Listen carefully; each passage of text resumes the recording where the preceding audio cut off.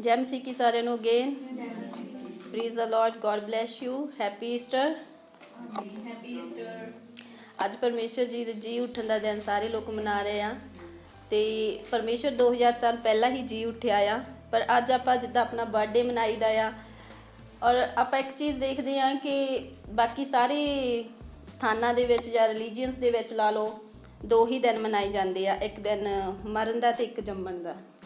ਪਰ ਪ੍ਰਭੂ ਯਿਸੂ ਦੇ ਆਪਾਂ 3 ਦਿਨ ਮਨਾਉਂਦੇ ਆ, ਇੱਕ ਦਿਨ ਜਨਮ ਦਿਨ, ਫਿਰ ਮਰਨ ਦਿਨ, ਫਿਰ ਜੀ ਉੱਠਣ ਦਿਨ। ਸੋ ਅੱਜ ਜਿਹੜਾ ਦਿਨ ਆ ਉਹ ਜੀ ਉੱਠਣ ਦਾ ਦਿਨ ਆਪਾਂ ਮਨਾ ਰਹੇ ਹਾਂ। ਸੋ ਅੱਜ ਦੇ ਬਾਰੇ ਵਿੱਚ ਆਪਾਂ ਜ਼ਰੂਰ ਇਸ ਚੀਜ਼ ਦੇ ਬਾਰੇ ਵਿੱਚ ਚਾਨਣਾ ਪਾਵਾਂਗੇ, ਦੇਖਾਂਗੇ ਕਿ ਪ੍ਰਭੂ ਯਿਸੂ ਕਿਉਂ ਮਰਿਆ। ਬਹੁਤ ਸਾਰੇ ਨਵੇਂ ਲੋਕਾਂ ਦਾ ਸਵਾਲ ਹੁੰਦਾ ਹੈ ਕਿ ਪ੍ਰਭੂ ਯਿਸੂ ਕਿਉਂ ਮਰਿਆ, ਤੇ ਅੱਜ ਆਪਾਂ ਬਾਈਬਲ ਦੇ ਵਿੱਚੋਂ ਦੇਖਾਂਗੇ ਕਿ ਪ੍ਰਭੂ ਯਿਸੂ ਕਿਉਂ ਮਰਿਆ। ਹਾਲੇਲੂਇਆ। ਕਿਉਂਕਿ ਬਹੁਤ ਸਾਰੇ ਲੋਕ ਕਹਿੰਦੇ ਕਿ ਉਹ ਕਿਉਂ ਮਰਿਆ, ਉਹਦੇ ਵਿੱਚ ਇੰਨੀ ਪਾਵਰ ਸੀ, ਇੰਨੀ ਸ਼ਕਤੀ ਸੀ, ਹੈ ਨਾ, ਉਹ ਬਚਾ ਸਕਦਾ ਸੀ ਆਪਣੇ ਆਪ ਨੂੰ ਜਾਂ ਕੁਛ ਵੀ ਆ, ਜੋ ਇੱਦਾਂ ਵੀ ਉਧਾਰ ਕਰ ਸਕਦਾ ਸੀ ਦੁਨੀਆ ਦਾ, ਪਰ ਉਹਨੂੰ ਮਰਨਾ ਕਿਉਂ ਪਿਆ। ਅੱਜ ਆਪਾਂ ਦੇਖਦੇ ਹਾਂ ਕਿ ਜਦੋਂ ਆਪਾਂ ਸਟਾਰਟਿੰਗ ਦੇ ਵਿੱਚ ਉਤਪਤੀ ਦੇ ਵਿੱਚ ਜਾਂਦੇ ਹਾਂ, ਉਤਪਤੀ ਦੇ ਵਿੱਚ ਕੀ ਸੀ ਕਿ ਜਦੋਂ ਪਰਮੇਸ਼ਰ ਨੇ ਆਦਮ ਤੇ ਹਵਾ ਨੂੰ ਬਣਾਇਆ, ਉੱਥੇ ਆਦਮ ਤੇ ਹਵਾ ਨੇ ਪਾਪ ਕੀਤਾ। ਕਿਹੜਾ ਪਾਪ ਕੀਤਾ? ਅਣਆਗਿਆਕਾਰੀ ਕੀਤੀ। ਪਰਮੇਸ਼ਰ ਦੀ ਆਗਿਆਕਾਰੀ ਨੂੰ ਰਿਜੈਕਟ ਕੀਤਾ। ਪਰਮੇਸ਼ਰ ਨੇ ਉਹਨਾਂ ਨੂੰ ਕੁਛ ਉੱਥੇ ਹੁਕਮ ਦਿੱਤਾ ਸੀ, ਉਹਨਾਂ ਨੇ ਉਹਨੂੰ ਮੰਨਿਆ ਨਹੀਂ, ਉਹਨਾਂ ਨੇ ਉੱਥੇ ਪਾਪ ਕੀਤਾ। ਔਰ ਪਰਮੇਸ਼ਰ ਦਾ ਵਚਨ ਆਪਾਂ ਇੱਕ ਦੇਖਦੇ ਹਾਂ, ਇੱਕ ਬਾਈਬਲ ਦੇ ਵਿੱਚ ਲਿਖਿਆ ਹੋਇਆ ਕਿ ਪਾਪ ਦੀ ਮਜ਼ਦੂਰੀ ਮੌਤ ਆ। ਔਰ ਇੱਕ ਵਚਨ ਆਪਾਂ ਇਹ ਵੀ ਦੇਖਦੇ ਹਾਂ ਕਿ ਪਰਮੇਸ਼ਰ ਨੇ ਕਿਹਾ ਕਿ ਮੇਰਾ ਵਚਨ ਟਾਲ ਹੀ ਨਹੀਂ ਸਕਦਾ ਹੈਗਾ, ਚਾਹੇ ਜ਼ਮੀਨ ਅਸਮਾਨ ਟਲ ਜਾਵੇ, ਮੇਰਾ ਵਚਨ ਨਹੀਂ ਟਲ ਸਕਦਾ। ਹੁਣ ਜਦੋਂ ਆਦਮ ਤੇ ਹਵਾ ਨੇ ਉੱਥੇ ਪਾਪ ਕੀਤਾ ਸੀਗਾ, ਹੁਣ ਪਰਮੇਸ਼ਰ ਤਾਂ ਪਹਿਲੇ ਵਚਨ ਦੇ ਚੁੱਕਾ ਸੀਗਾ ਕਿ ਪਾਪ ਦੀ ਮਜ਼ਦੂਰੀ ਮੌਤ ਆ, ਇਸ ਕਰਕੇ ਉਹਨਾਂ ਨੂੰ ਉਹਨੂੰ ਮਾਰਨਾ ਹੀ ਪੈਣਾ ਸੀਗਾ, ਕਿਉਂਕਿ ਉਹਨੇ ਪਹਿਲਾਂ ਹੀ ਕਹਿ ਦਿੱਤਾ ਸੀ ਮੇਰਾ ਵਚਨ ਨਹੀਂ ਟਲ ਸਕਦਾ, ਉਹਦਾ ਵਚਨ ਨਹੀਂ ਸੀ ਟਲਣਾ ਹੈਗਾ। ਇਸ ਕਰਕੇ ਆਦਮ ਤੇ ਹਵਾ ਨੂੰ ਉੱਥੇ ਪਰਮੇਸ਼ਰ ਨੂੰ ਬਾਗ ਦੇ ਵਿੱਚੋਂ ਡਿਸਕਨੈਕਟ ਕਰਨਾ ਪਿਆ, ਬਾਹਰ ਕੱਢਣਾ ਪਿਆ। ਉਸ ਟਾਈਮ ਆਦਮ ਤੇ ਹਵਾ ਜਿਹੜੇ ਸੀ ਉਹ ਆਤਮਿਕ ਤੌਰ 'ਤੇ ਮਰ ਚੁੱਕੇ ਸੀਗੇ, ਉਹ ਸਰੀਰਕ ਜ਼ਿੰਦਗੀ 'ਚ ਆ ਚੁੱਕੇ ਸੀ। ਪਹਿਲਾਂ ਉਹ ਆਤਮਿਕ ਸੀਗੇ, ਉਹ ਨੰਗੇ ਰਹਿੰਦੇ ਸੀ, ਉਹ ਪਰਮੇਸ਼ਰ ਉਹਨਾਂ ਨੂੰ ਕੋਈ ਸੁੱਧ ਬੁੱਧ ਨਹੀਂ ਸੀਗੀ, ਕਿਉਂਕਿ ਉਹ ਆਤਮਾ ਵਿੱਚ ਜੀਂਦੇ ਸੀ। ਆਤਮਾ ਕਦੀ ਕੱਪੜੇ ਨਹੀਂ ਪਾਉਂਦਾ ਹੈਗਾ, ਪਰ ਜਦੋਂ ਆਪਾਂ ਸਰੀਰ ਦੇ ਵਿੱਚ ਆਪਾਂ ਉਦੋਂ ਕੱਪੜੇ ਪਾਉਂਦੇ, ਜਦੋਂ ਆਪਣੀ ਆਤਮਾ ਨੇ ਆਪਣਾ ਰੈਜਰੈਕਸ਼ਨ ਆਪਣਾ ਜਾਣੀ ਕਿ ਆਪਾਂ ਨੂੰ ਪਰਮੇਸ਼ਰ ਨੇ ਉਠਾਉਣਾ ਆ ਉੱਪਰ, ਉਸ ਟਾਈਮ ਤੁਸੀਂ ਦੇਖੋਗੇ ਜੇ ਆਪਾਂ ਜੀਂਦੇ ਰਹੇ, ਕਿਸੇ ਨੂੰ ਆਪਣੀ ਜੀਂਦੇ ਜ਼ਿੰਦਗੀ ਦੇ ਵਿੱਚ ਉਠਾਇਆ ਗਿਆ, ਤੇ ਆਪਾਂ ਦੇਖਾਂਗੇ ਕਿ ਉਹਦੇ ਕੱਪੜੇ ਉੱਥੇ ਹੀ ਪਏ ਹੋਊਗੇ, ਉਹ ਬੰਦਾ ਉੱਥੋਂ ਉਠਾ ਲਿਆ ਜਾਊਗਾ, ਉਹਦੇ ਕੱਪੜਿਆਂ ਤੋਂ ਪਤਾ ਲੱਗੂਗਾ ਕਿ ਬੰਦਾ ਉਠਾ ਲਿਆ ਗਿਆ ਆ।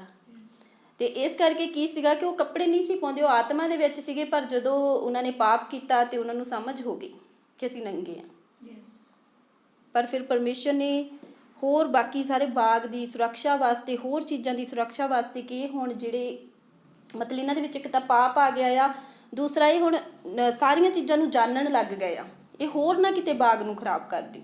ਪਰਮੇਸ਼ਰ ਨੂੰ ਉੱਥੇ ਬਾਗ ਦੇ ਵਿੱਚ, ਆਦਮ ਦੇ ਬਾਗ ਦੇ ਵਿੱਚ, ਜਿਹਨੂੰ ਆਪਾਂ ਅੱਜ ਸਵਰਗ ਦਾ ਨਾਮ ਦਿੰਦੇ ਹਾਂ, ਉੱਥੇ ਬਾੜ ਲਾ ਦਿੱਤੀ, ਉੱਥੇ ਆਪਣੇ ਵੱਡੇ ਦੂਤਾਂ ਦੇ ਪੈੜੇ ਠਹਿਰਾ ਦਿੱਤੇ। ਔਰ ਆਦਮ ਤੇ ਹਵਾ ਨੂੰ ਕੀ ਕਰ ਦਿੱਤਾ? ਧਰਤੀ ਦੇ ਦਿੱਤੀ ਕਿ ਤੂੰ ਇਸ ਧਰਤੀ ਨੂੰ ਬਾਹ। ਉਹਨੂੰ ਸ਼ਰਾਫ ਦੇ ਦਿੱਤਾ ਕਿ ਤੂੰ ਮੇਰੇ ਤੋਂ ਅਲੱਗ ਹੋ ਗਿਆ ਆ, ਹੁਣ ਤੂੰ ਇਹਨਾਂ ਸ਼ਰਾਫਾਂ ਵਿੱਚ ਜੀ, ਤੂੰ ਇਸ ਧਰਤੀ ਨੂੰ ਬਾਹ, ਖੂਨ ਪਸੀਨੇ ਦੀ ਕਮਾਈ ਖਾ ਆਪਣੀ। ਔਰ ਔਰਤ ਨੂੰ ਕੀ ਕਿਹਾ ਕਿ ਤੂੰ ਜਦੋਂ ਜਨੂੰਗੀ ਤੈਨੂੰ ਇੰਨੀਆਂ ਪੀੜਾਂ ਲੱਗਣਗੀਆਂ ਕਿ ਤੂੰ ਤੇਰੇ ਸਰੀਰ ਦੀਆਂ ਹੱਡੀਆਂ ਜਿੱਦਾਂ ਤੋੜਦਾ ਆ ਕੋਈ, ਉਹ ਪੀੜਾਂ ਤੈਨੂੰ ਲੱਗਣਗੀਆਂ। ਔਰ ਸੱਪ ਸੀ ਉਹਨਾਂ ਦੇ ਨਾਲ, ਸੱਪ ਨੂੰ ਕਹਿ ਦਿੱਤਾ ਕਿ ਤੂੰ ਰੇਂਗ ਕੇ ਤੁਰੇਂਗਾ, ਔਰ ਹਮੇਸ਼ਾ ਤੇਰਾ ਜਿਹੜਾ ਕੀ ਆ ਮਨੁੱਖ ਦੇ ਨਾਲ ਤੇਰਾ ਬੈਰ ਰਹੂਗਾ। ਅੱਜ ਆਪਾਂ ਦੇਖਦੇ ਹਾਂ ਕੋਈ ਮਨੁੱਖ ਦੇ ਨਾਲ ਸੱਪ ਦਾ ਇੰਨਾ ਬੈਰ ਆ, ਜਾਂ ਤਾਂ ਉਹ ਉਹਨੂੰ ਮਾਰਦਾ ਜਾਂ ਉਹ ਉਹਨੂੰ ਮਾਰਦਾ ਆ। ਜੇ ਸੱਪ ਮੋਰੇ ਆ ਜਾਵੇ, ਜਾਂ ਤਾਂ ਸੱਪ ਮਨੁੱਖ ਨੂੰ ਮਾਰਦਾ ਆ ਜਾਂ ਮਨੁੱਖ ਸੱਪ ਨੂੰ ਮਾਰਦਾ ਆ। ਇੰਨਾ ਬੈਰ ਉਹਨਾਂ ਦਾ, ਉਹਨੇ ਕਿਹਾ ਕਿ ਤੁਹਾਡਾ ਦੋਨਾਂ ਦਾ ਬੈਰ ਰਹੂਗਾ। ਔਰ ਜ਼ਰੂਰ ਆ, ਮੈਂ ਚਾਹੂੰਗੀ ਕਿ ਆਪਾਂ ਇਹਨੂੰ ਬਾਈਬਲ ਦੇ ਵਿੱਚੋਂ ਵੀ ਰੀਡ ਕਰਦੇ ਹਾਂ ਤਾਂ ਕਿ ਨਵੇਂ ਲੋਕਾਂ ਨੂੰ ਵੀ ਪਤਾ ਲੱਗੇ, ਆਪਣੇ ਭੈਣ ਭਰਾਵਾਂ ਨੂੰ, ਕਿਉਂਕਿ ਮੈਂ ਇਸ ਰਿਕਾਰਡਿੰਗ ਨੂੰ ਹੋ ਸਕਦਾ YouTube 'ਤੇ ਪਾਵਾਂ, ਹੋ ਸਕਦਾ ਬਹੁਤ ਸਾਰਿਆਂ ਨੂੰ ਸ਼ੇਅਰ ਕਰਾਂ ਤਾਂ ਕਿ ਫਿਰ ਨਵੇਂ ਲੋਕ ਸੁਣਨ ਅਤੇ ਉਹ ਜਾਣਨ ਪਰਮੇਸ਼ਰ ਦੇ ਸਾਰੇ ਕੰਮਾਂ ਨੂੰ। ਆਪਾਂ ਉਤਪਤੀ 2 ਦੀ 16-17 ਦੇ ਵਿੱਚ ਪੜ੍ਹਦੇ ਹਾਂ। ਜੇ ਕੋਈ ਬਾਈਬਲ ਰੀਡ ਕਰ ਸਕਦਾ ਹੈ ਜ਼ਰੂਰ ਮੇਰੇ ਨਾਲ ਕਰਨਾ।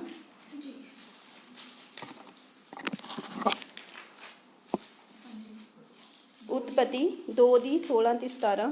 ਹਾਂਜੀ, ਉਤਪਤੀ 2 ਦੀ 16 ਤੇ 17 ਵਿੱਚ ਲਿਖਿਆ ਹੋਇਆ, ਤਾਂ ਯਹੋਵਾ ਪਰਮੇਸ਼ਵਰ ਨੇ ਆਦਮੀ ਨੂੰ ਆਗਿਆ ਦਿੱਤੀ ਕਿ ਬਾਗ ਦੇ ਹਰ ਬ੍ਰਿਕਸ਼ ਤੋਂ ਤੂੰ ਨਿਰਸੰਗ ਖਾਈ, ਪਰ ਭਲੇ ਬੁਰੇ ਦੀ ਸਿਆਣ ਦੇ ਬ੍ਰਿਕਸ਼ ਤੋਂ ਤੂੰ ਨਾ ਖਾਈ, ਕਿਉਂ ਜੋ ਜਿਸ ਦਿਨ ਤੂੰ ਉਸ ਤੋਂ ਖਾਵੇਂ ਤੂੰ ਜ਼ਰੂਰ ਮਰੇਗਾ। ਹਾਲੇਲੂਇਆ। ਹਾਲੇਲੂਇਆ। ਅਣਆਗਿਆਕਾਰੀ ਕੀਤੀ ਉੱਥੇ ਉਹਨੇ, ਕਿਹਾ ਕਿ ਤੂੰ ਇਸ ਬ੍ਰਿਸ਼ ਤੋਂ ਨਾ ਖਾਵੀਂ, ਪਰ ਉਹਨੇ ਖਾ ਲਿਆ। ਕਿਹਦੇ ਮਗਰ ਲੱਗ ਕੇ? ਸ਼ੈਤਾਨ ਦੇ ਮਗਰ ਲੱਗ ਕੇ, ਭਰਮਾਵੇਂ ਵਿੱਚ ਆਣ ਕੇ। ਅੱਜ ਵੀ ਬਹੁਤ ਸਾਰੇ ਲੋਕ ਆ ਉਹ ਪਰਮੇਸ਼ਰ ਦੇ ਬਚਨਾਂ ਤੋਂ ਉਲਟੇ ਚੱਲਣ ਲੱਗ ਜਾਂਦੇ, ਸਿਰਫ ਇੱਕ ਭਰਮਾਵੇਂ ਵਿੱਚ ਆਣ ਕੇ, ਸਿਰਫ ਇੱਕ ਗੱਲਾਂ ਦੇ ਵਿੱਚ ਆਣ ਕੇ। ਅੱਜ ਵੀ ਉਹ ਚੀਜ਼ਾਂ ਹੋ ਰਹੀਆਂ, ਇਹ ਨਹੀਂ ਕਿ ਸ਼ੈਤਾਨ ਨੇ ਪਿੱਛਾ ਛੱਡ ਦਿੱਤਾ ਆ। ਅੱਜ ਵੀ ਸ਼ੈਤਾਨ ਆਪਣਾ ਪੂਰਾ ਜ਼ੋਰ ਲਾ ਰਿਹਾ ਕਿ ਜੋ ਮੈਂ ਪਹਿਲਾਂ ਸਟਾਰਟਿੰਗ ਵਿੱਚ ਕੀਤਾ ਸੀ ਉਹ ਮੈਂ ਅੱਜ ਵੀ ਕਰਾਂ। ਅੱਜ ਵੀ ਇਹਨਾਂ ਨੂੰ ਜਿਹੜੀ ਦੂਸਰੀ ਵਾਰ ਆਉਣੇ ਵਾਲੀ ਆ, ਦੂਸਰਾ ਯੁੱਧ ਆਉਣੇ ਵਾਲਾ ਹੈ, ਜਿਹੜਾ ਆਤਮਿਕ ਯੁੱਧ ਆ, ਕਿ ਮੈਂ ਇਹਨਾਂ ਨੂੰ ਜਿੱਤਣ ਨਾ ਦੇਵਾਂ। ਪਰ ਪਰਮੇਸ਼ਰ ਦਾ ਜ਼ੋਰ ਲੱਗਾ ਹੋਇਆ ਆ ਕਿ ਇਹ ਯੁੱਧ ਜਿੱਤਣਾ ਆ। ਪਰ ਇਹ ਰੀਪਲੇ ਆ, ਜਿੱਤਣਾ ਪਰਮੇਸ਼ਰ ਨਹੀਂ ਆ। ਹਾਲੇਲੂਇਆ। ਆਪਾਂ ਉਤਪਤੀ 3 ਦੀ 16 ਦੇ ਵਿੱਚ ਪੜ੍ਹਦੇ ਹਾਂ, ਫੇਰ ਕੀ ਹੋਇਆ? 3 ਦੀ 16 ਵਿੱਚ ਲਿਖਿਆ ਹੋਇਆ ਆ, ਉਸ ਨੇ ਤੀਵੀਂ ਨੂੰ ਆਖਿਆ ਕਿ ਮੈਂ ਤੇਰੇ ਗਰਭ ਦੀ ਪੀੜ ਬਹੁਤ ਵਧਾਵਾਂਗਾ, ਪੀੜ ਨਾਲ ਤੂੰ ਬੱਚੇ ਜਣੇਗੀ ਅਤੇ ਤੇਰਾ ਪਤੀ ਵੱਲ ਤੇਰੀ ਚਾਹ ਹੋਵੇਗੀ ਅਤੇ ਉਹ ਤੇਰੇ ਉੱਤੇ ਹੁਕਮ ਚਲਾਏਗਾ। ਹਾਲੇਲੂਇਆ। ਜਦੋਂ ਤੀਵੀਂ ਨੇ ਫਲ ਖਾ ਲਿਆ, ਬੰਦੇ ਨੇ ਫਲ ਖਾ ਲਿਆ, ਫਿਰ ਉਹਨਾਂ ਲਈ ਇਹ ਸ਼ਰਾਪ ਠਹਿਰੇ ਉੱਥੇ। ਫਿਰ ਆਪਾਂ 3 ਦੀ 23 ਦੇ ਵਿੱਚ ਪੜ੍ਹਦੇ ਹਾਂ। ਹਾਂਜੀ, 3 ਦੀ 23 ਦੇ ਵਿੱਚ ਮੈਂ ਸਟੋਰੀ ਤੁਹਾਨੂੰ ਪਹਿਲਾਂ ਦੱਸ ਚੁੱਕੀ ਹਾਂ, ਪਰ ਮੈਂ ਵਚਨ ਤੁਹਾਨੂੰ ਪੜ੍ਹਾਉਣਾ ਚਾਹੁੰਦੀ ਹਾਂ ਕਿ ਪਤਾ ਲੱਗੇ ਕਿ ਬਾਈਬਲ 'ਚ ਇਹ ਚੀਜ਼ਾਂ ਹੈਗੀਆਂ ਆ। ਸੋ ਯਹੋਵਾ ਪਰਮੇਸ਼ਵਰ ਨੇ ਉਸ ਨੂੰ ਅਦਨ ਦੇ ਬਾਗੋਂ ਕੱਢ ਦਿੱਤਾ ਤਾਂ ਜੋ ਉਹ ਜ਼ਮੀਨ ਨੂੰ ਵਾਹੇ ਜਿਸ ਤੋਂ ਉਹ ਕੱਢਿਆ ਗਿਆ ਸੀ। ਹਾਲੇਲੂਇਆ। ਹਾਲੇਲੂਇਆ। ਤੇ ਫਿਰ ਕੀ ਹੋ ਗਿਆ? ਮਨੁੱਖ ਪਰਮੇਸ਼ਰ ਦੇ ਨਾਲੋਂ ਅਲੱਗ ਹੋ ਗਿਆ, ਜੁਦਾ ਹੋ ਗਿਆ, ਜੁਦਾਈ ਪੈ ਗਈ ਉਹਦੇ ਵਿੱਚ। ਪਰ ਪਰਮੇਸ਼ਰ ਇੰਨਾ ਪਿਆਰ ਕਰਦਾ ਸੀ ਆਪਾਂ ਨੂੰ, ਇੰਨਾ ਪਿਆਰ ਕਰਦਾ ਸੀਗਾ ਕਿ ਉਹ ਇਸ ਜੁਦਾਈ ਨੂੰ ਵੀ ਝੱਲ ਨਹੀਂ ਸਕਦਾ ਸੀਗਾ। ਉਹਨੂੰ ਪਛਤਾਵਾ ਸੀ, ਉਹਨੂੰ ਇਸ ਗੱਲ ਦਾ ਸੀਗਾ ਕਿ ਪਰ ਉਹ ਆਪਣੇ ਬਚਨਾਂ ਨੂੰ ਵੀ ਨਹੀਂ ਸੀ ਟਾਲ ਸਕਦਾ ਨਾ। ਉਹਨੇ ਇਹ ਵੀ ਚੀਜ਼ ਕਹਿ ਦਿੱਤੀ ਸੀ ਕਿ ਮੇਰੇ ਬਚਨ ਨਹੀਂ ਟਾਲਣਗੇ। ਇਸ ਕਰਕੇ ਉਹਨੂੰ ਕੁਝ ਕਰਨਾ ਪਿਆ ਉਸ ਮਨੁੱਖ ਦੇ ਲਈ ਕਿ ਮੈਂ ਉਹਨੂੰ ਆਪਣੇ ਨਜ਼ਦੀਕ ਲੈ ਕੇ ਆਵਾਂ। ਜਦੋਂ ਆਪਾਂ ਪੁਰਾਣੇ ਨਿਯਮ ਦੇ ਵਿੱਚ ਦੇਖਦੇ ਹਾਂ, ਉਹਦੇ ਵਿੱਚ ਕੀ ਲਿਖਿਆ ਹੋਇਆ ਆ? ਪੁਰਾਣੇ ਨਿਯਮ ਦੇ ਵਿੱਚ ਪ੍ਰਭੂ ਯਿਸੂ ਤੋਂ ਬਾਅਦ ਜਿੱਦਾਂ ਜਿਹੜੇ ਵੀ ਸੰਤ ਸੇਵਕ ਆਏ, ਪ੍ਰਭੂ ਯਿਸੂ ਤੋਂ ਬਾਅਦ ਨਹੀਂ, ਜਾਣੀ ਕਿ ਪ੍ਰਭੂ ਯਿਸੂ ਤੋਂ ਪਹਿਲਾਂ ਜਿਹੜੇ ਵੀ ਸੰਤ ਸੇਵਕ ਆਏ ਸੀਗੇ, ਉਹਨਾਂ ਦੇ ਵਿੱਚ ਕੀ ਹੁੰਦਾ ਸੀਗਾ ਕਿ ਉਹ ਅੱਜ ਤੁਸੀਂ ਡਾਇਰੈਕਟ ਬੈਠੇ ਆ, ਅੱਜ ਮੈਂ ਪਾਪਣ ਆ, ਬਟ ਮੈਂ ਅਤ ਪਵਿੱਤਰ ਜਗ੍ਹਾ ਤੇ ਖੜੀ ਆ। ਦਿਸ ਇਜ਼ ਪਵਿੱਤਰ। ਆ ਸਾਰੀ ਏਰੀਆ ਪਵਿੱਤਰ ਆ, ਇਹ ਵਿਹੜਾ ਆ, ਆਤ ਪਵਿੱਤਰ ਜਗ੍ਹਾ ਆ, ਪਰ ਮੈਂ ਪਾਪਣ ਹੋ ਕੇ ਇੱਥੇ ਖੜੀ ਆ ਬਿਕੋਜ਼ ਆਫ ਜੀਸਸ। ਪਰ ਜੇ ਆਪਾਂ ਪੁਰਾਣੇ ਨਿਯਮ ਦੇ ਵਿੱਚ ਪੜ੍ਹਦੇ ਆ ਤੇ ਉੱਥੇ ਇੱਕ ਪਰਦਾ ਲਾਇਆ ਹੁੰਦਾ ਸੀ ਹੈਕਲ ਦੇ ਵਿੱਚ। ਵਿਹੜੇ ਵਿੱਚ ਖੜ ਸਕਦਾ ਸੀ ਕੋਈ ਵੀ, ਪਰ ਜਿਹੜੀ ਅਤ ਪਵਿੱਤਰ ਅੰਦਰ ਦੀ ਜਗ੍ਹਾ ਸੀਗੀ, ਉਹਦੇ ਅੰਦਰ ਜਿਹੜਾ ਸੰਤ ਜਾਂਦਾ ਸੀਗਾ, ਉਹ ਪਵਿੱਤਰ ਸੰਤ ਹੀ ਜਾ ਸਕਦਾ ਹੁੰਦਾ ਸੀਗਾ। ਪਾਪ ਦੇ ਕਾਰਨ ਉਹ ਇੰਨਾ ਪਵਿੱਤਰ ਹੋਣਾ ਚਾਹੀਦਾ ਸੀਗਾ ਕਿ ਉਹਦੇ ਵਿੱਚ ਕੋਈ ਪਾਪ ਨਹੀਂ ਹੋਣਾ ਚਾਹੀਦਾ ਸੀ।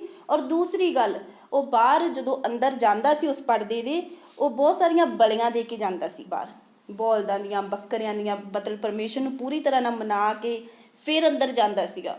ਔਰ ਮੈਂ ਤੁਹਾਨੂੰ ਇੱਕ ਗੱਲ ਹੋਰ ਦੱਸਣਾ ਚਾਹੁੰਦੀ ਹਾਂ, ਮੈਂ ਇੱਥੇ ਤੁਹਾਨੂੰ ਦੱਸਣਾ ਹੀ ਚਾਹੁੰਦੀ ਹਾਂ, ਜਿਵੇਂ ਬਾਈਬਲ ਪੜ੍ਹਾਉਣ ਲੱਗ ਗਈ ਤਾਂ ਕਾਫੀ ਹੋ ਜਾਊਗਾ। ਇਹ ਸਾਰੀਆਂ ਚੀਜ਼ਾਂ ਬਾਈਬਲ ਦੇ ਵਿੱਚ ਲਿਖੀਆਂ ਹੋਈਆਂ ਆ। ਔਰ ਜਦੋਂ ਕੀ ਹੋਇਆ ਕਿ ਜਦੋਂ ਉਹ ਇਨਸਾਨ ਅੰਦਰ ਜਾਂਦਾ ਸੀ, ਫਿਰ ਵੀ ਲੋਕਾਂ ਨੂੰ ਸ਼ੋਰ ਨਹੀਂ ਸੀ ਹੁੰਦਾ ਹੈਗਾ ਕਿ ਇਹ ਪਵਿੱਤਰ ਹੋਊਗਾ। ਉਹਦੇ ਲੱਕ ਨੂੰ ਇੱਥੇ ਇੱਕ ਰੱਸੀ ਬੰਨ੍ਹੀ ਜਾਂਦੀ ਸੀਗੀ, ਟੱਲੀ ਲਾਈ ਹੁੰਦੀ ਸੀ, ਨਾਲ ਰੱਸੀ ਵੀ ਬੰਨ੍ਹੀ ਜਾਂਦੀ ਸੀਗੀ ਬਾਹਰ, ਠੀਕ ਆ। ਜਿੰਨਾ ਚਿਕਰ ਤਾਂ ਉਹਨਾਂ ਨੂੰ ਪਤਾ ਸੀ ਅੰਦਰ ਤੁਰਦਾ ਫਿਰਦਾ, ਉਹ ਟੱਲੀ ਖੜਕਦੀ ਰਹਿੰਦੀ ਸੀ, ਠੀਕ ਆ। ਉਹਨਾਂ ਨੂੰ ਪਤਾ ਕੁਛ ਹੋ ਰਿਹਾ ਅੰਦਰ, ਮੂਵਿੰਗ ਹੋ ਰਹੀ ਆ ਅੰਦਰ। ਪਰ ਜਦੋਂ ਉਹਨਾਂ ਨੂੰ ਪਤਾ ਲੱਗਦਾ ਸੀ ਉਹ ਟੱਲੀ ਖੜਕਣੋਂ ਹਟ ਗਈ ਆ, ਫਿਰ ਉਹਨਾਂ ਨੂੰ ਪਤਾ ਲੱਗਦਾ ਸੀ ਉਹ ਬੰਦੇ ਦੀ ਡੈਥ ਹੋ ਗਈ ਆ, ਕਿਉਂਕਿ ਉਹ ਅਤ ਪਵਿੱਤਰ ਜਗ੍ਹਾ ਦੇ ਅੰਦਰ ਜਿਹੜਾ ਕੋਈ ਜਾਂਦਾ ਸੀ, ਉਹ ਜੇ ਪਾਪੀ ਜਾਂਦਾ ਸੀ, ਰੀਣ ਵੀ ਕਣ ਹੁੰਦਾ ਸੀ ਉਹਦੇ ਵਿੱਚ, ਉਹ ਮਰ ਜਾਂਦਾ ਸੀਗਾ, ਕਿਉਂਕਿ ਪਰਮੇਸ਼ਰ ਦਾ ਵਚਨ ਸੀ ਪਾਪ ਦੀ ਮਜ਼ਦੂਰੀ ਮੌਤ ਆ। ਉਹ ਪਾਪ ਜਿਹੜਾ ਇਨਸਾਨ ਨੇ ਪਹਿਲੇ ਨੇ ਕੀਤਾ ਹੋਇਆ ਸੀ, ਉਹ ਇੱਥੇ ਤੱਕ ਇੰਨੇ ਬੰਧਨ ਲੱਗ ਚੁੱਕੇ ਸੀ, ਇੰਨੀ ਜੁਦਾਈ ਸੀ ਪਰਮੇਸ਼ਰ ਦੇ ਵਿੱਚ। ਕੁਛ ਹੀ ਲੋਕਾਂ ਦੇ ਨਾਲ ਪਵਿੱਤਰ ਆਤਮਾ ਗੱਲ ਕਰਦਾ ਸੀ ਉਦੋਂ, ਕੁਛ ਹੀ ਲੋਕਾਂ ਦੇ ਨਾਲ ਪਵਿੱਤਰ ਆਤਮਾ ਗੱਲ ਕਰਦਾ ਸੀ। ਉਹ ਵੀ ਉਹ ਲੋਕ ਜਿਹੜੇ ਪਵਿੱਤਰ ਸਪੈਸ਼ਲ ਲੋਕ, ਪ੍ਰੀਸਟ ਹੁੰਦੇ ਸੀ, ਜਾਂ ਫਿਰ ਬਹੁਤ ਪਰਮੇਸ਼ਰ ਨੂੰ ਮੰਨਣ ਵਾਲੇ ਲੋਕ ਹੁੰਦੇ ਸੀਗੇ, ਉਹਨਾਂ ਦੇ ਨਾਲ ਪਰਮੇਸ਼ਰ ਗੱਲ ਕਰਦਾ ਸੀਗਾ। ਹਾਲੇਲੂਇਆ। ਔਰ ਮੈਂ ਤੁਹਾਨੂੰ ਪਹਿਲਾਂ ਸਟਾਰਟਿੰਗ ਦੇ ਵਿੱਚ ਹੀ ਦੱਸ ਕੇ ਹਟੀ ਹਾਂ ਕਿ ਅੱਜ ਆਪਾਂ ਦੇਖਣਾ ਪ੍ਰਭੂ ਯਿਸੂ ਕਿਉਂ ਮਰਿਆ। ਮੈਨੂੰ ਲੱਗਦਾ ਤੁਸੀਂ ਅੱਧੋਂ ਜ਼ਿਆਦਾ ਸਮਝ ਗਏ ਹੋਵੋਗੇ ਕਿ ਪ੍ਰਭੂ ਯਿਸੂ ਕਿਉਂ ਮਰਿਆ ਆ। ਔਰ ਫਿਰ ਪਰਮੇਸ਼ਰ ਨੇ ਜਦੋਂ ਇਹ ਜੁਦਾਈ ਨਾ ਪਰਮੇਸ਼ਰ ਦੇ ਕੋਲੋਂ ਝੱਲੀ ਗਈ, ਪਰਮੇਸ਼ਰ ਨੇ ਫਿਰ ਸੋਚਿਆ ਕਿ ਵੀ ਮੈਂ ਕੁਛ ਕਰਾਂ ਇਹਨਾਂ ਦੇ ਲਈ। ਚਾਹੇ ਇਹ ਚੀਜ਼ਾਂ ਬਾਈਬਲ 'ਚ ਨਹੀਂ ਲਿਖੀਆਂ, ਪਰ ਆਪਾਂ ਇਹਨਾਂ ਨੂੰ ਕਹਿ ਸਕਦੇ ਕਿ ਉਹਨੇ ਸਾਡੇ ਬਾਰੇ ਸੋਚਿਆ ਕੁਛ। ਉਹਦੇ ਕੋਲ ਉਹਦਾ ਇਕਲੌਤਾ ਪੁੱਤਰ ਸੀ ਪ੍ਰਭੂ ਯਿਸੂ, ਔਰ ਉਹਨੇ ਸੋਚਿਆ, ਉਹਨੇ ਪਲਾਨ ਕੀਤਾ ਕਿ ਮੈਨੂੰ ਧਰਤੀ 'ਤੇ ਇਕੱਲਾ ਇਹ ਸੈਕਰੀਫਾਈ ਕਰੇ, ਕਿਉਂਕਿ ਮਨੁੱਖ ਨੇ ਪਾਪ ਕੀਤਾ ਅਤੇ ਉਹ ਬੌਲਦ ਬੱਕਰੀਆਂ ਦੇ ਨਾਲ ਮਾਫ ਨਹੀਂ ਸੀ ਹੋਣਾ ਹੈਗਾ। ਮਨੁੱਖ ਨੇ ਪਾਪ ਕੀਤਾ, ਉਹਦਾ ਸੈਕਰੀਫਾਈ ਮਨੁੱਖ ਨੂੰ ਹੀ ਕਰਨਾ ਪੈਣਾ ਸੀਗਾ। ਇਸ ਕਰਕੇ ਪ੍ਰਭੂ ਯਿਸੂ ਮਨੁੱਖ ਬਣ ਕੇ ਧਰਤੀ ਦੇ ਉੱਪਰ ਆਇਆ। ਔਰ ਇਹ ਨਬੀਆਂ ਦੇ ਉੱਪਰ ਪਹਿਲਾਂ ਹੀ ਰਿਵੀਲ ਹੋ ਚੁੱਕਾ ਸੀਗਾ। ਪ੍ਰਭੂ ਯਿਸੂ ਦੇ ਆਉਣ ਤੋਂ 700 ਸਾਲ ਪਹਿਲਾਂ, 800 ਸਾਲ ਪਹਿਲਾਂ, ਬਹੁਤ ਸਾਲ ਪਹਿਲਾਂ ਹੀ ਇਹ ਨਬੀਆਂ ਦੇ ਉੱਪਰ, ਯਸ਼ਾਇਆ ਨਬੀ ਦੇ ਉੱਪਰ, ਹੋਰ ਬਹੁਤ ਸਾਰੇ ਨਬੀਆਂ ਦੇ ਉੱਪਰ ਇਹ ਪਹਿਲਾਂ ਹੀ ਚੀਜ਼ਾਂ ਹੋ ਚੁੱਕੀਆਂ ਸੀ ਕਿ ਇੱਕ ਮਸੀਹਾ ਆਊਗਾ, ਕੁਆਰੀ ਦੇ ਪੇਟੋਂ ਜਨਮ ਲਊਗਾ, ਉਹਦਾ ਨਾਮ ਯਿਸੂ ਰੱਖਿਆ ਜਾਊਗਾ, ਉਹਦਾ ਨਾਮ ਇਮੈਨੂਅਲ ਰੱਖਿਆ ਜਾਊਗਾ, ਉਹ ਸਾਡਾ ਪਰਮੇਸ਼ਰ ਕਹਾਵੇਗਾ, ਹੈ ਨਾ। ਉਹ ਮਸੀਹਾ ਹੋਊਗਾ, ਲੋਕਾਂ ਦੇ ਪਾਪ ਮਾਫ ਕਰੇਗਾ, ਔਰ ਉਹਨੂੰ ਮਾਰਿਆ ਜਾਊਗਾ, ਲਤਾੜਿਆ ਜਾਊਗਾ। ਇਹ ਸਾਰੀਆਂ ਚੀਜ਼ਾਂ ਪਹਿਲਾਂ ਹੀ ਪ੍ਰਭੂ ਯਿਸੂ ਦੇ ਆਉਣ ਤੋਂ ਕਹਿ ਦਿੱਤੀਆਂ ਗਈਆਂ ਸੀਗੀਆਂ। ਔਰ ਫਿਰ ਕੀ ਹੋਇਆ ਕਿ ਉਹ ਦਿਨ ਆ ਗਿਆ ਜਦੋਂ ਪ੍ਰਭੂ ਯਿਸੂ ਨੂੰ ਮਾਤਾ ਮਰੀਅਮ ਦੀ ਕੋਖ ਦੇ ਵਿੱਚ ਦੇ ਦਿੱਤਾ ਗਿਆ। ਮਾਤਾ ਮਰੀਅਮ ਕੁਆਰੀ ਸੀ, ਕੁਆਰੀ, ਅੱਜ ਦੀ ਕੁਆਰੀ ਨਹੀਂ, ਅੱਤ ਪਵਿੱਤਰ ਕੁਆਰੀ ਸੀ। ਉਹ ਜਿਹੜੀ ਰੀਅਲ ਵਾਲੀ ਕੁਆਰੀ ਹੁੰਦੀ, ਉਹ ਵਾਲੀ ਉਹ ਕੁਆਰੀ ਸੀਗੀ। ਅੱਜ ਦੇ ਕੁਆਰੇ ਜਿਹੜੇ ਉਹ ਕੁਆਰੇ ਨਹੀਂ ਹੈਗੇ। ਸੋ ਜਦੋਂ ਪਰਮੇਸ਼ਰ ਨੇ ਦੇਖਿਆ ਕਿ ਇਹਨੂੰ ਗ੍ਰੇਸ ਦੇਵਾਂ, ਪਹਿਲਾਂ ਪਰਮੇਸ਼ਰ ਨੇ ਉਹਨੂੰ ਗ੍ਰੇਸ ਦਿੱਤੀ ਉਸ ਚੀਜ਼ ਦੀ, ਔਰ ਫਿਰ ਉਹਨੂੰ ਗਰਭਵਤੀ ਕੀਤਾ ਪਰਮੇਸ਼ਰ ਨੇ। ਔਰ ਉਹਨੇ ਉਸ ਚੀਜ਼ ਲਈ ਤਿਆਰ ਸੀ, ਉਹਨੂੰ ਪਰਵਾਹ ਨਹੀਂ ਸੀ। ਉਹਦੀ ਇੰਗੇਜਮੈਂਟ ਹੋਈ ਸੀਗੀ, ਉਹ ਮੰਗੀ ਹੋਈ ਸੀਗੀ। ਉਹ ਸੋਚ ਸਕਦੀ ਸੀ ਮੇਰੇ ਬਾਰੇ ਲੋਕ ਕੀ ਸੋਚਣਗੇ, ਮੇਰੀ ਇੰਗੇਜਮੈਂਟ ਹੋਈ ਆ, ਮੇਰੀ ਇੰਗੇਜਮੈਂਟ ਟੁੱਟ ਜਾਊਗੀ। ਔਰ ਉਹਨੂੰ ਇੱਦਾਂ ਦਾ ਕੁਛ ਨਹੀਂ ਸੀ ਪਤਾ ਹੈਗਾ, ਪਰ ਉਹਨੇ ਪਰਮੇਸ਼ਰ ਨੂੰ ਉੱਥੇ ਪਹਿਲ ਦਿੱਤੀ। ਅੱਜ ਵੀ ਪਰਮੇਸ਼ਰ ਸਰਚ ਕਰਦਾ, ਅੱਜ ਵੀ ਪਰਮੇਸ਼ਰ ਲੱਭਦਾ ਫਿਰਦਾ ਆ ਕਿਹੜਾ ਬੰਦਾ ਹੈ ਜਿਹੜਾ ਮੇਰੇ ਲਈ ਕੁਛ ਛੱਡ ਸਕਦਾ ਹੈ, ਕਿਹੜਾ ਬੰਦਾ ਜਿਹੜਾ ਮੇਰੇ ਲਈ ਕੁਛ ਕਰ ਸਕਦਾ ਆ।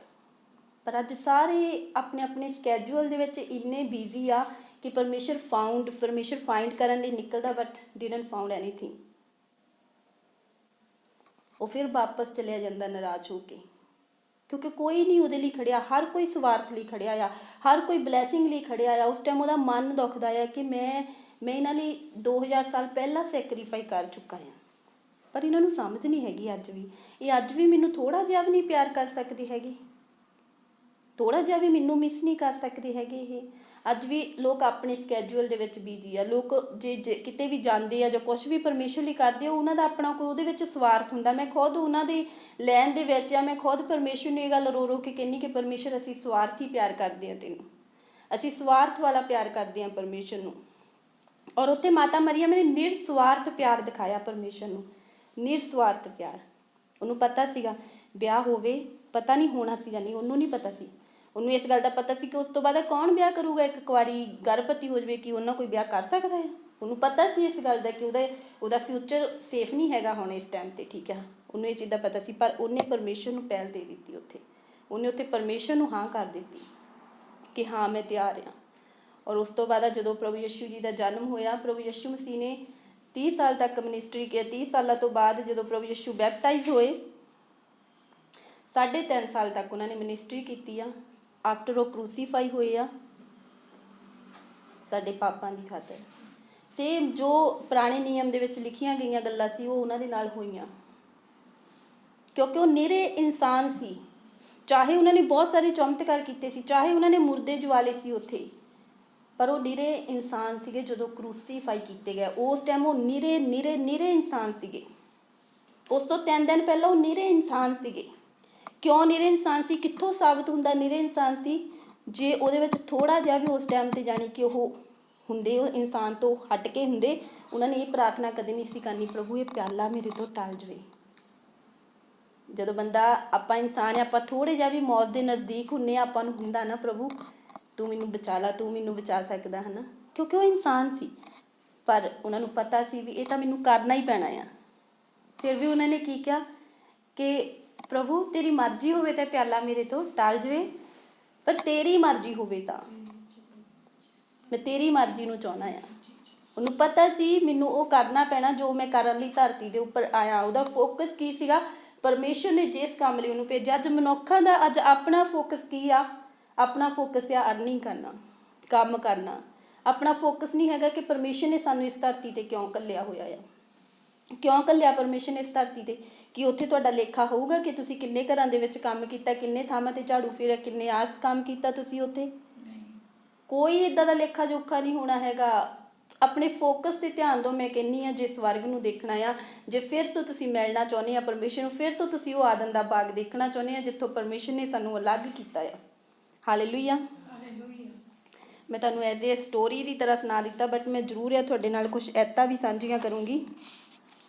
ਆਪਾਂ ਜ਼ਰੂਰ ਪੜ੍ਹਦੇ ਹਾਂ ਮੱਤੀ 26:50 ਦੇ ਵਿੱਚ।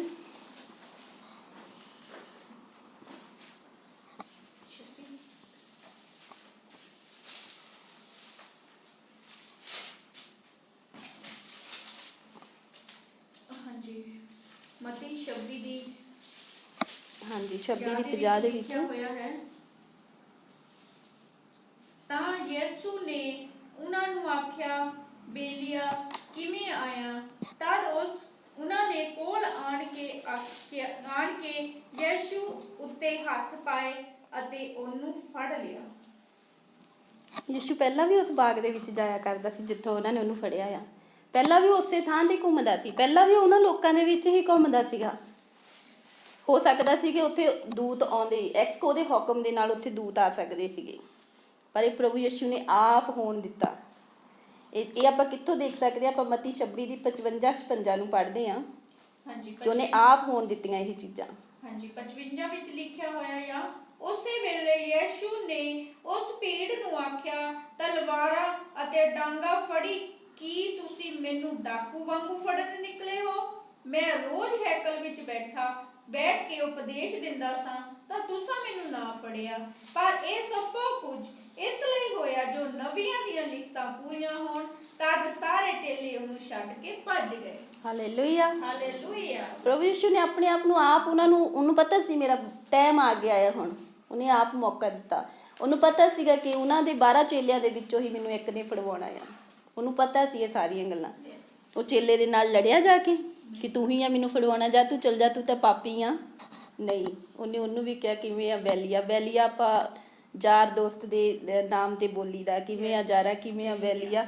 ਉਹਨੂੰ ਵੀ ਪਿਆਰ ਕੀਤਾ ਉਹਨੇ ਪਰਮੇਸ਼ਰ ਨੇ, ਕਰਕੇ ਪਰਮੇਸ਼ਰ ਉਦੋਂ ਉਹਦੇ ਮਨ ਨੂੰ ਜਾਣ ਚੁੱਕਾ ਸੀ ਕਿ ਐਗਜ਼ੈਕਟਲੀ ਹੁਣ ਉਹ ਸਮਾਂ ਆ ਗਿਆ ਆ, ਹੁਣ ਇਹ ਤਾਂ ਮੇਰੇ ਕੋਲ ਆਇਆ ਆ ਉਹਨਾਂ ਨੂੰ ਦਿਖਾਉਣ ਵਾਸਤੇ। ਜਦੋਂ ਡਾਂਗਾ ਸੋਟੇ ਫੜੇ ਆ ਰਹੇ ਸੀ ਪਰਮੇਸ਼ਰ ਦੇ ਕੋਲ, ਕਹਿੰਦੇ ਕਿਉਂ ਡਾਂਗਾ ਸੋਟੇ ਫੜੇ? ਮੈਂ ਕਿਹੜਾ ਚੋਰ ਡਾਕੂਗਾ, ਇੱਥੇ ਹੀ ਘੁੰਮਦਾ ਸੀ ਪਹਿਲਾਂ ਵੀ। ਚਲੋ ਮੈਂ ਤੁਹਾਡੇ ਨਾਲ ਚੱਲਦਾ ਆ, ਲੈ ਕੇ ਚੱਲੋ ਮੈਨੂੰ। ਹਾਲੇਲੂਇਆ। ਕੋਈ ਕਹਿੰਦਾ ਇੱਦਾਂ ਜਿਹਨੂੰ ਪਤਾ ਹੋਵੇ ਮੈਨੂੰ ਕਰੂਸ 'ਤੇ ਚੜਾਉਣਾ ਆ? ਉਹਨੂੰ ਪਤਾ ਸੀ ਕਿ ਮੈਂ ਕੁਛ ਕਰਨ ਆਇਆ, ਮੇਰਾ ਫੋਕਸ ਕੀ ਆ, ਮੈਨੂੰ ਜਿਸ ਕੰਮ ਲਈ ਭੇਜਿਆ ਮੈਂ ਉਹ ਕੰਮ ਕਰਨਾ। ਉਹ ਸਮਾਂ ਆ ਗਿਆ ਆ। Hallelujah, hallelujah. ਅੱਜ ਆਪਣਾ ਵੀ ਸਮਾਂ ਆਇਆ ਹੋਇਆ ਆ। ਆਪਾਂ ਕੀ ਕਰਨਾ ਆ? ਕਿਉਂਕਿ ਅੰਤ ਦੇ ਦਿਨ ਚੱਲ ਰਹੇ ਆ। ਆਪਣਾ ਸਮਾਂ ਆ ਕਿ ਆਪਾਂ ਦੁਨੀਆ ਦੇ ਵਿੱਚ ਪ੍ਰਚਾਰ ਕਰ ਦਈਏ ਜਿੰਨਾ ਹੋ ਸਕੇ। ਪ੍ਰਚਾਰ ਕਰਨ ਤੋਂ ਪਹਿਲਾਂ ਆਪਣੇ ਆਪ ਨੂੰ ਸਿੱਧ ਕਰਨਾ ਜ਼ਰੂਰੀ ਆ। ਮੈਂ ਇਹ ਕਹੂੰਗੀ ਕਿ ਜੇਕਰ ਆਪਾਂ ਉਸ ਚੀਜ਼ 'ਤੇ ਖੜੇ ਨਹੀਂ ਹੈਗੇ, ਫਿਰ ਉਸ ਚੀਜ਼ ਦਾ ਪ੍ਰਚਾਰ ਕਰ ਰਹੇ ਹਾਂ। ਜੇ ਆਪਾਂ ਚੋਰੀ ਕਰ ਰਹੇ ਹਾਂ ਤਾਂ ਚੋਰੀ ਦਾ ਪ੍ਰਚਾਰ ਕਰ ਰਹੇ ਹਾਂ, ਤੇ ਸਮਝ ਲਓ ਤੁਸੀਂ ਨਰਕ ਵਿੱਚ ਤਾਂ ਗਏ, ਠੀਕ ਆ। ਜਿਹੜੇ ਸਾਹਮਣੇ ਸੁਣ ਰਹੇ ਆ ਉਹਨਾਂ ਵਿੱਚੋਂ ਤਾਂ ਬਹੁਤ ਸਾਰੇ ਸਵਰਗ ਵਿੱਚ ਚਲੇ ਜਾਣਗੇ। ਇੱਕ ਪਾਸਟਰ ਕੁਲਦੀਪ ਨੇ ਵੀ ਉਸ ਦਿਨ ਇਹ ਗੱਲ ਕਹੀ ਸੀਗੀ ਜ਼ੂਮ 'ਤੇ ਕਿ ਵੀ ਜ਼ਰੂਰਤ ਆ ਕਿ ਵੀ ਇਹ ਨਾ ਹੋਵੇ ਕਿਤੇ ਪ੍ਰਚਾਰ ਕਰਦੇ ਕਰਦੇ ਅਸੀਂ ਨਰਕ ਦੇ ਵਿੱਚ ਚਲ ਜਾਈਏ ਤੇ ਸੁਣਨ ਵਾਲੇ ਸਵਰਗ ਵਿੱਚ ਬੈਠੇ ਹੋਣ। ਪ੍ਰਚਾਰ ਵੀ ਬਹੁਤ ਕੇਅਰਫੁਲੀ ਕਰਨਾ ਪੈਣਾ। ਉਪਦੇਸ਼ਕ ਦਾ ਜਿਹੜਾ ਲੇਖਾ ਆ ਉਹ ਜ਼ਿਆਦਾ ਲਿਆ ਜਾਣਾ ਆ।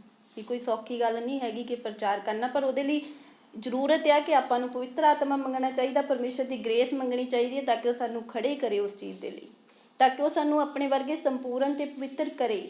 ਆਪਾਂ ਪਵਿੱਤਰ ਹੋ ਨਹੀਂ ਸਕਦੇ ਹੈਗੇ ਟਿਲ ਜਦੋਂ ਤੱਕ ਜੀਸਸ ਨੇ ਆਉਣਾ ਇੱਥੇ ਨਿਆਂ ਕਰਨ ਲਈ। ਉਦੋਂ ਤੱਕ ਨਾ ਆਪਾਂ ਇਹ ਕਹਿ ਸਕਦੇ ਅਸੀਂ ਪਵਿੱਤਰ ਹਾਂ, ਨਾ ਆਪਾਂ ਇਹ ਕਹਿ ਸਕਦੇ ਹਾਂ ਕਿ ਅਸੀਂ ਪਾਪੀ ਨਹੀਂ ਹੈਗੇ। ਪਰਮੇਸ਼ਰ ਕਹਿੰਦਾ ਤੂੰ ਕੌਣ ਹੁੰਦਾ ਹੈ ਆਪਣੇ ਆਪ ਨੂੰ ਇਹ ਕਹਿਣ ਵਾਲਾ ਵੀ ਤੂੰ ਪਵਿੱਤਰ ਆ ਜਾਂ ਤੂੰ ਕੋਈ ਪਾਪ ਨਹੀਂ ਕੀਤਾ? ਜਿਹੜੇ ਮੇਰੇ ਆਲੇ ਦੁਆਲੇ 24 ਆਰ ਮੇਰੇ ਆਲੇ ਦੁਆਲੇ ਦੂਤ ਰਹਿੰਦੇ ਆ ਨਾ, ਕਹਿੰਦਾ ਉਹਨਾਂ ਨੂੰ ਵੀ ਮੈਂ ਪਵਿੱਤਰ ਨਹੀਂ ਕਹਿੰਦਾ ਹੈਗਾ। ਤੁਸੀਂ ਕਿੱਦਾਂ ਕਹਿ ਸਕਦੇ ਆਪਣੇ ਆਪ ਨੂੰ ਪਵਿੱਤਰ? ਉਨੇ ਟਾਈਮ ਤੱਕ ਆਪਾਂ ਨੂੰ ਅੰਗੀਕਾਰ ਕਰਦੇ ਰਹਿਣਾ ਪੈਣਾ ਆ ਕਿ ਅਸੀਂ ਪਾਪੀ ਹਾਂ ਪ੍ਰਭੂ ਜੀ, ਅਸੀਂ ਪਾਪੀ ਹਾਂ ਪ੍ਰਭੂ ਜੀ। ਉਹ ਨਿਆਂ ਦਾ ਟਾਈਮ ਆਊਗਾ, ਉਸ ਟਾਈਮ 'ਤੇ ਉਹ ਸਾਡੇ ਕੰਮਾਂ ਨੂੰ ਦੇਖੂਗਾ, ਉਹ ਸਾਨੂੰ ਦੇਖੂਗਾ ਕਿ ਅੰਤ ਤੱਕ ਅਸੀਂ ਖੜੇ ਹਾਂ ਜਾਂ ਨਹੀਂ ਖੜੇ। ਉਸ ਟਾਈਮ 'ਤੇ ਫਿਰ ਸਾਡੇ ਸ਼ੀਸ਼ਾ ਸਾਹਮਣੇ ਲੈ ਕੇ ਆਊਗਾ, ਉਹ ਇੱਕ ਵੀਡੀਓ ਸਾਨੂੰ ਦਿਖਾਊਗਾ। ਫਿਰ ਸਾਨੂੰ ਪਤਾ ਲੱਗੂਗਾ। ਪਰਮੇਸ਼ਰ ਨੇ ਪ੍ਰੂਫ ਦੇ ਦੇ ਕੇ ਕਹਿਣਾ ਆ, ਉੱਥੇ ਮੁੱਕਰ ਨਹੀਂ ਸਕਦੇ, ਕੋਈ ਐਕਸਕਿਊਜ਼ ਨਹੀਂ ਹੈਗਾ ਕਿ ਨਹੀਂ ਨਹੀਂ ਮੈਂ ਇੱਦਾਂ ਨਹੀਂ ਕੀਤਾ ਸੀਗਾ। ਤੁਸੀਂ ਪਰਮੇਸ਼ਰ ਜੀ ਉੱਥੇ ਤੁਸੀਂ ਦੇਖਿਆ ਸੀ ਨਾ, ਉਹ ਕੁੜੀ ਨੇ ਮੇਰੇ ਨਾਲ ਇੱਦਾਂ ਕੀਤਾ ਸੀਗਾ।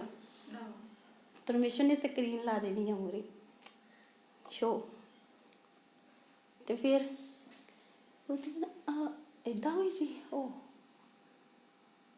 ਅੱਛਾ ਪਰ ਹੁਣ ਮਾਫ਼ ਕਰ ਦਿਓ ਪਰਮੇਸ਼ਰ ਮੈਨੂੰ। ਉਸ ਟਾਈਮ ਤੇ ਕੋਈ ਮਾਫ਼ੀ ਨਹੀਂ ਹੈਗੀ, ਕੋਈ ਮਾਫ਼ੀ ਨਹੀਂ ਹੈਗੀ। ਟੂਡੇ ਵੀ ਹੈਵ ਟੂਡੇ, ਆਪਣੇ ਕੋਲ ਅੱਜ ਹੈਗਾ ਮਾਫ਼ੀ ਮੰਗਣ ਦਾ ਦਿਨ। ਅੱਜ ਆਪਾਂ ਪਰਮੇਸ਼ਰ ਦੇ ਕੋਲੋਂ ਮਾਫ਼ੀ ਮੰਗ ਸਕਦੇ ਹਾਂ।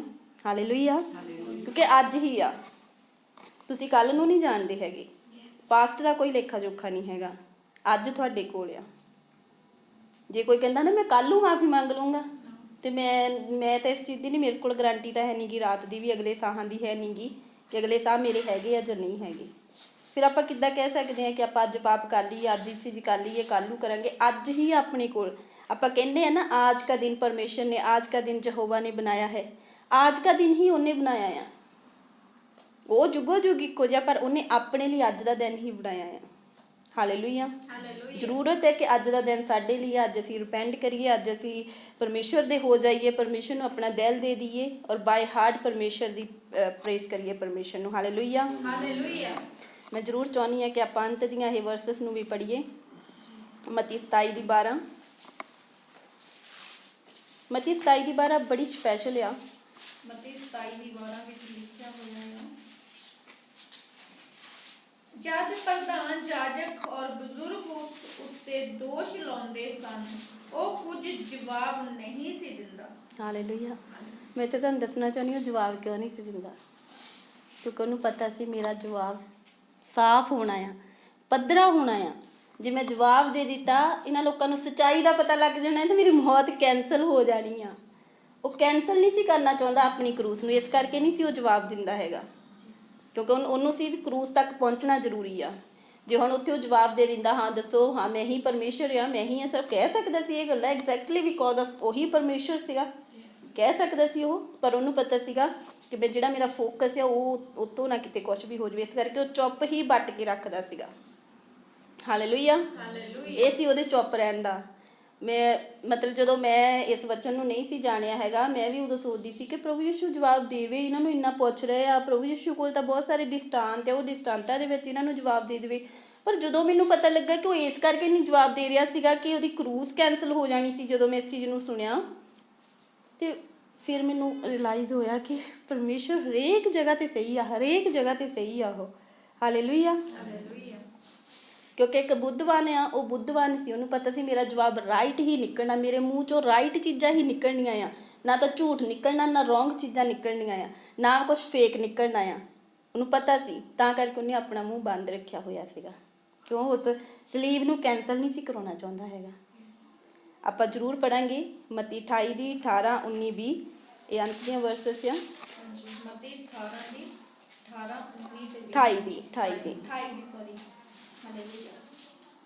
ਅਤੇ ਯੀਸ਼ੂ ਨੇ ਕੋਲ ਆਣ ਕੇ ਉਹਨਾਂ ਨਾਲ ਗੱਲਾਂ ਕੀਤੀਆਂ ਅਤੇ ਆਖਿਆ, ਆਕਾਸ਼ ਅਤੇ ਧਰਤੀ ਦਾ ਸਾਰਾ ਇਖਤਿਆਰ ਮੈਨੂੰ ਦਿੱਤਾ ਗਿਆ ਹੈ, ਇਸ ਲਈ ਤੁਸੀਂ ਜਾ ਕੇ ਸਾਰੀਆਂ ਕੌਮਾਂ ਨੂੰ ਚੇਲੇ ਬਣਾਓ ਅਤੇ ਉਹਨਾਂ ਨੂੰ ਪਿਤਾ ਅਤੇ ਪੁੱਤਰ ਅਤੇ ਪਵਿੱਤਰ ਆਤਮਾ ਦੇ ਨਾਮ ਦੇ ਵਿੱਚ ਬਪਤਿਸਮਾ ਦਿਓ ਔਰ ਉਹਨਾਂ ਨੂੰ ਸਿਖਾਓ ਬਈ ਉਹਨਾਂ ਸਾਰੀਆਂ ਗੱਲਾਂ ਦੀ ਪਾਲਣਾ ਕਰਨ ਜਿਨ੍ਹਾਂ ਦਾ ਮੈਂ ਤੁਹਾਨੂੰ ਹੁਕਮ ਦਿੱਤਾ ਹੈ, ਅਤੇ ਵੇਖੋ ਮੈਂ ਯੁੱਗਾਂ ਦੇ ਅੰਤ ਤੱਕ ਹਰ ਵੇਲੇ ਤੁਹਾਡੇ ਨਾਲ ਹਾਂ। ਆਮੀਨ। ਆਮੀਨ। ਆਮੀਨ। ਅੱਜ ਵੀ ਪਰਮੇਸ਼ਰ ਸਾਡੇ ਨਾਲ ਆ। ਆਮੀਨ। ਮੈਂ ਤੁਹਾਨੂੰ ਇੱਥੇ ਦੱਸਣਾ ਚਾਹੁੰਦੀ ਹਾਂ ਕਿ ਜਦੋਂ ਉਹ ਜਾਇਆ ਕਰਦੇ ਸੀਗੇ, ਹੈਕਲ ਦੇ ਅੰਦਰ ਜਾਇਆ ਕਰਦੇ ਸੀ ਅਤਿ ਪਵਿੱਤਰ ਲੋਕ, ਤੇ ਉੱਥੇ ਬਾਹਰੋਂ ਸੈਕਰੀਫਾਈ ਕਰਕੇ ਜਾਇਆ ਕਰਦੇ ਸੀਗੇ, ਔਰ ਪ੍ਰਭੂ ਯਿਸੂ ਸੈਕਰੀਫਾਈ ਆਪਣੇ ਆਪ ਨੂੰ ਕੁਰਬਾਨ ਕਰਕੇ 3 ਦਿਨਾਂ ਦੇ ਲਈ ਹੈਕਲ ਦੇ ਅੰਦਰ ਗਿਆ ਸੀਗਾ। 3 ਦਿਨਾਂ ਦੇ ਲਈ ਉਹ ਹੈਕਲ ਦੇ ਅੰਦਰ ਗਿਆ ਸੀਗਾ, ਔਰ ਉਹ ਵਾਪਸ ਜਦੋਂ ਆਇਆ ਤੇ ਬਹੁਤ ਸਾਰੇ ਇਖਤਿਆਰ ਲੈ ਕੇ ਆਇਆ। ਪਰ ਜਦੋਂ ਇਹ ਜਿਹੜੇ ਨਬੀ ਦੂਸਰੇ ਦੁਨਿਆਵੀ ਹੈਕਲ ਦੇ ਵਿੱਚ ਜਾਂਦੇ ਸੀਗੇ, ਉੱਥੋਂ ਸ਼ਾਇਦ ਉਹ ਇੰਨੀ ਜ਼ਿਆਦੀਆਂ ਬਲੈਸਿੰਗ ਨਹੀਂ ਸੀ ਲੈ ਕੇ ਆਉਂਦੇ, ਇੰਨੀ ਜ਼ਿਆਦਾ ਜਿੱਤ ਨਹੀਂ ਸੀ ਪ੍ਰਾਪਤ ਕਰਕੇ ਆਉਂਦੇ ਹੈਗੇ। ਪਰ ਜਦੋਂ ਪ੍ਰਭੂ ਯਿਸੂ ਸੈਕਰੀਫਾਈ ਹੋਣ ਤੋਂ ਬਾਅਦ ਹੈਕਲ ਦੇ ਵਿੱਚ ਗਿਆ, ਔਰ ਉੱਥੋਂ ਜਦੋਂ ਵਾਪਸ ਆਇਆ, ਆਣ ਕੇ ਉਹਨੇ ਉਹਨਾਂ ਦੇ ਨਾਲ ਗੱਲਾਂ ਕੀਤੀਆਂ, 40 ਦਿਨ ਰਿਹਾ ਉਹ ਉਹਨਾਂ ਦੇ ਨਾਲ। ਕਿ ਇਹ ਕੋਈ ਐਕਸੀਡੈਂਟ ਆ? ਨਹੀਂ, ਉਹ 40 ਦਿਨ ਇੱਕ ਮਨੁੱਖ ਵਾਂਗੂ ਰਿਹਾ ਉਹਨਾਂ ਦੇ ਨਾਲ। ਜਾਨੀ ਕਹਿਣ ਦਾ ਭਾਵ ਹੈ ਕਿ ਉਹ ਅਲੋਪ ਵੀ ਹੋ ਜਾਂਦਾ ਸੀਗਾ, ਡਿਸਅਪੀਅਰ ਵੀ ਹੋ ਜਾਂਦਾ ਸੀ, ਅਪੀਅਰ ਵੀ ਹੋ ਜਾਂਦਾ ਸੀ, ਪਰ ਉਹਨੂੰ ਛੂਹ ਸਕਦਾ ਸੀ ਹਰ ਕੋਈ। ਉਹਦੇ ਵਿੱਚ ਹੱਡੀਆਂ ਸੀ, ਉਹਦੇ ਵਿੱਚ ਮਾਸ ਸੀ, ਪਰ ਉਹਦੇ ਵਿੱਚ ਬਲੱਡ ਨਹੀਂ ਸੀ, ਕਿਉਂਕਿ ਬਲੱਡ ਉਹਨੇ ਸਾਡੇ ਲਈ ਬਹਾ ਦਿੱਤਾ ਸੀ ਕਰੂਸ ਦੇ ਉੱਪਰ।